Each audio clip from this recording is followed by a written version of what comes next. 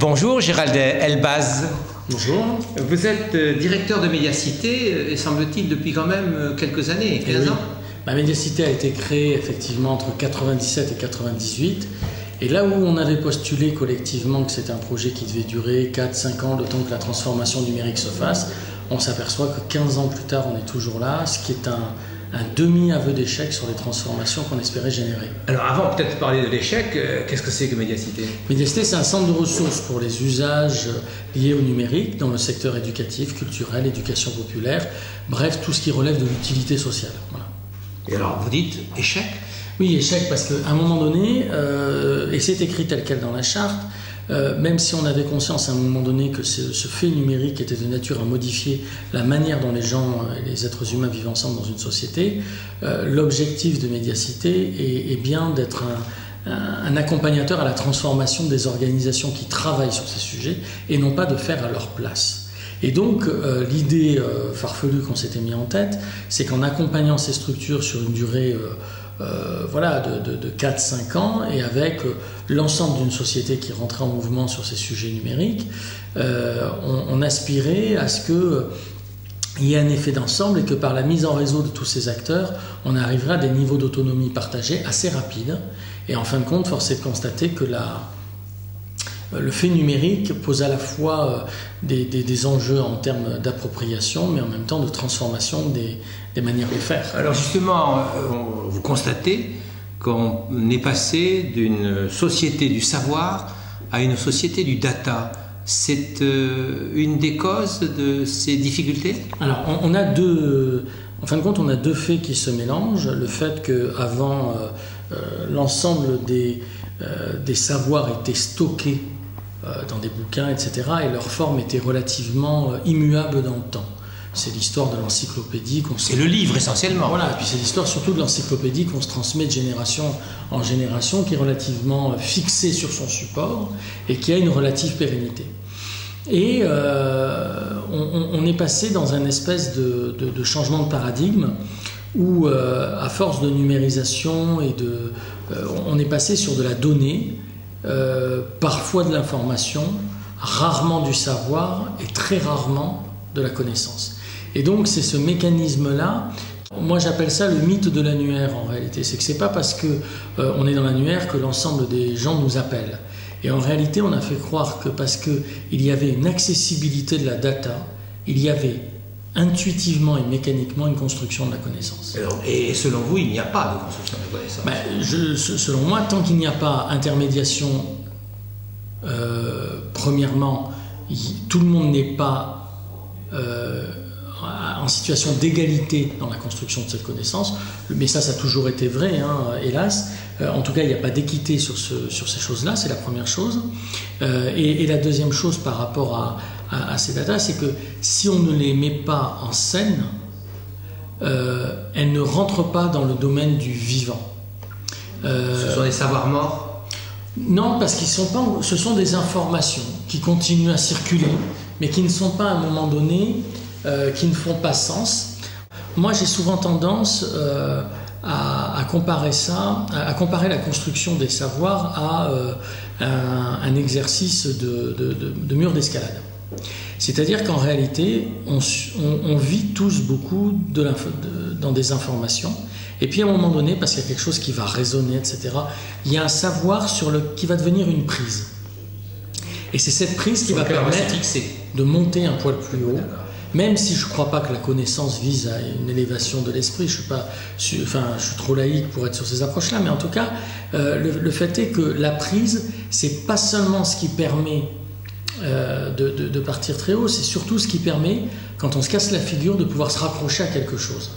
Et la difficulté, c'est que pour se raccrocher à quelque chose, il faut que cette information, à un moment donné, on ait pu recréer son contexte, sa véracité, on ait pu produire de la confiance, et c'est à ce moment-là que ça commence à devenir un savoir. Et quand on va réussir à la réutiliser dans un contexte qui a du sens, on pourra parler de connaissance. Et est-ce que ces prises-là d'escalade ne sont quand même pas proposés par les industries de programme. Non, la vocation d'une industrie de programme a parfaitement été résumée avec une sincérité absolue par Patrick Lelay quand il explique que la vocation de l'industrie de programme, c'est de vendre du temps de cerveau disponible à ses annonceurs. Donc c'est de l'illusion qu'on nous vend alors? Non, c'est pas de l'illusion. Je pense que justement la phrase de Patrick Lelay a le mérite de la sincérité la plus absolue. Il n'y a pas d'illusion. Il y a juste à un moment donné comment ce fait-là, on a son versant toxique, on le connaît. Comment on travaille pour qu'il ait un versant vertueux? Voilà. Et ça veut dire que ça a besoin d'être institué. C'est pour ça qu'on avait des instituteurs, du reste, et ça a besoin d'être travaillé, remis en cause, sans arrêt. Et ça, c'est le boulot d'un espèce de contrat social qui fait qu'il y a un usage qui peut être toxique, même s'il est dépaysant, divertissant, etc. Et il faut s'attaquer à la question des usages qui produisent des effets vertueux que l'on recherche. Alors ces effets vertueux que l'on recherche, vous faites confiance à l'intermédiateur, à l'intermédiation. Est-ce que l'instituteur joue encore ce rôle? Non, alors moi je pense qu'en réalité, il n'y a pas d'effet vertueux sans la conjonction de plusieurs paramètres. Premièrement, le fait d'avoir une distance et une réflexion critique par rapport à un fait. Ça, c'est le premier élément. Le deuxième élément... Mais qui fait en sorte que cette analyse critique puisse se construire? Alors, en fin de compte, je pense qu'il y a une chaîne, et je pense que tout individu, suivant les moments de sa vie, se situe à différents endroits dans la chaîne. C'est-à-dire qu'à un moment donné, y compris un instituteur qui est chargé d'avoir la mise en œuvre opérationnelle, peut se déplacer sur ces espaces-là et est parfaitement légitime pour le faire. Je pense qu'on doit éviter la segmentation entre l'universitaire qui serait légitime pour réfléchir et l'instituteur qui serait que légitime pour faire. Alors, donc, juste pour reprendre, je pense qu'on a cette question, premièrement, de la mise par exemple, souvent, moi, je dis, en l'empruntant d'ailleurs là aussi à Bernard Stiegler, sur la capacité à faire la différence, c'est-à-dire y compris dans le sens d'être capable de différer dans le temps. Et quand on est dans un culte de l'immédiateté, c'est quand même très très important. Donc ça, il y a cette approche-là.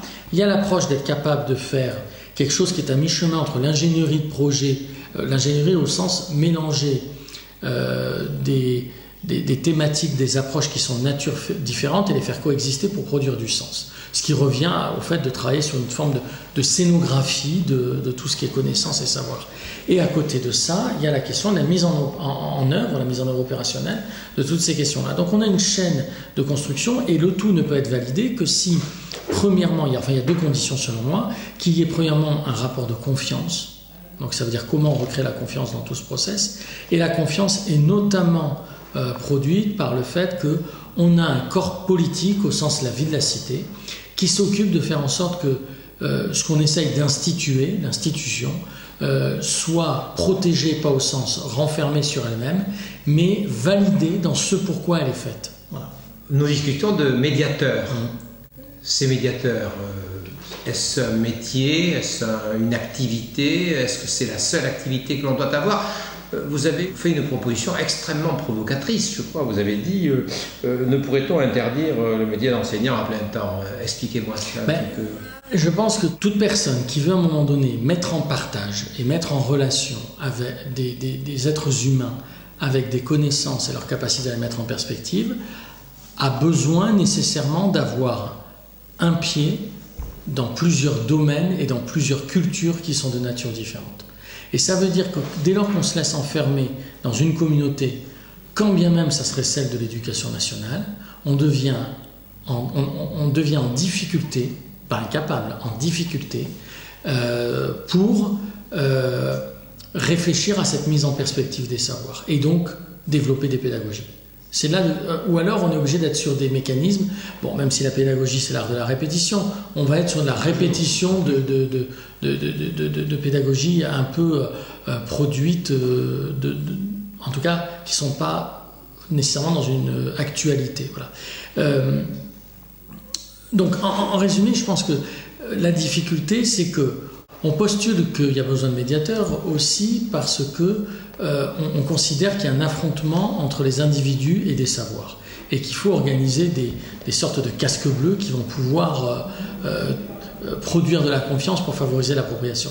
Mais en fin de compte, en sociologie, on parle souvent d'un terme que je trouve assez juste c'est qu'en réalité, le métier, si c'en est un de médiateur, consiste en au moins une compétence, qui est celle qu'on reconnaît en sociologie, à ce qu'on appelle les marginaux séquents. Les marginaux séquents, c'est des loustiques qui sont à la marge d'un certain nombre de domaines, mais qui, par leur nature, vont être également l'endroit où les choses vont se croiser. Voilà.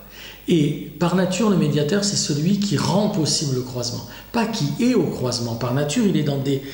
Et c'est justement parce qu'il a des pieds dans des endroits qui sont différents, il est capable d'organiser cette séquence, c'est-à-dire y compris en tenant compte des contraintes et des contradictions des différentes organisations dans lesquelles il a un pied. L'école a son organisation propre, elle est contradictoire avec une organisation économique ou sociale qui serait de nature différente, mais néanmoins, c'est parce qu'on va s'assurer que le médiateur qui est l'enseignant a un pied dans un peu chacune, ce qui était le cas avant, puisque les enseignants étaient à la fois les animateurs des amicales laïques, adjoints au maire, enfin voilà, ils avaient un pied dans...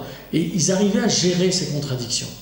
Le fait d'avoir rendu, et je défends la laïcité, les enseignants monothéistes, ça a conduit à les isoler, malgré eux, dans un exercice qui les oblige à avoir les deux pieds dans le même chausson. Et on sait que quand on a les deux pieds dans le même chausson, même si chausson n'est pas le bon mot, puisque ça laisse à penser qu'on se repose, et ce n'est pas leur cas, en tout cas l'équilibre est plus difficile. Voilà. Et donc, c'est pour ça que moi je pense que ça pourrait être intéressant d'avoir des enseignants qui par nature sont obligés d'avoir des activités multiples, non pas pour les éclater, mais pour favoriser le fait de donner du sens. Et je crois qu'autour des questions d'utilité sociale, il y a suffisamment de métiers pour qu'on ne produise pas du temps partiel pour les gens, ce qui n'est absolument pas mon objectif, évidemment pas, pour qu'on ne morcelle pas les identités, mais qu'au contraire, on réfléchisse à comment ça va venir produire des respirations dans le parcours d'un enseignant qui est de nature à le nourrir, et je ne défends pas les approches de mobilité, la RGPP, etc. Je suis vraiment sur une approche de dire comment on aide les enseignants à respirer, et que cette respiration va oxygéner leur pratique pédagogique. Pour votre information, peut-être ne le savez-vous pas, le ministère a mis en place très récemment, le département de l'innovation, un réseau social réservé aux enseignants qui s'appelle Respire. Oui, oui. C'est pas tout à fait par hasard ce que je dis, mais la difficulté, c'est que je pense que le réseau social est un outil, mais l'objectif, c'est de permettre quand même aux enseignants de faire société. Et pour faire société, ils ne peuvent pas s'absenter de la société. Et quand je dis s'absenter de la société, c'est pas qu'ils y mettent de la mauvaise volonté, c'est qu'on les enferme dans une non-société ou dans une micro-société. Merci beaucoup, Gérard Elbaz.